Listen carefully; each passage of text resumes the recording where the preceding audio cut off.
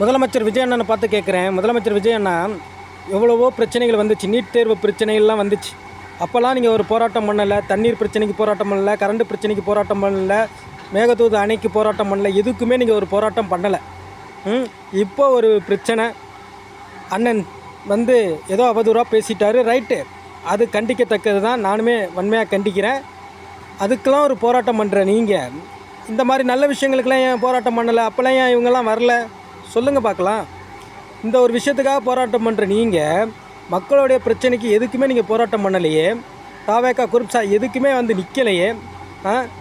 தண்ணீர் பிரச்சனைக்கு வந்து நிற்கலை, கரண்ட் பிரச்சனைக்கு வந்து நிற்கலை, விவசாயிகள் பிரச்சனைக்கு வந்து நிற்கலை, செவிலியர்கள் பிரச்சனைக்கு வந்து நிற்கலை, பாலியல் வன்கொடுமை பிரச்சனைக்கு வந்து நிற்கலை, எதுக்குமே வந்து நிற்கலை. இப்போ மட்டும் வந்து நிற்கிறாங்களே, என்ன காரணத்துக்காக வந்து நிற்கிறாங்க?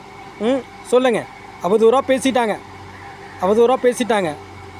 அது சட்டசபையில் மன்னிப்பு கேட்பார். மாண்புமிகு முதலமைச்சர் விஜய் முன்னால் மன்னிப்பு கேட்பார். அதே மாதிரி மாண்புமிகு முதலமைச்சர் விஜய் அண்ணா என்ன பண்ணணும்னா, அவரும் அவதூறாக நிறைய விஷயங்கள் பேசியிருக்கார். அவரும் வந்து சட்டசபை முன்னாடி மன்னிப்பு கேட்கணும்.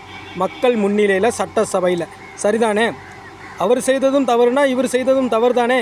சரிதானே மக்களே?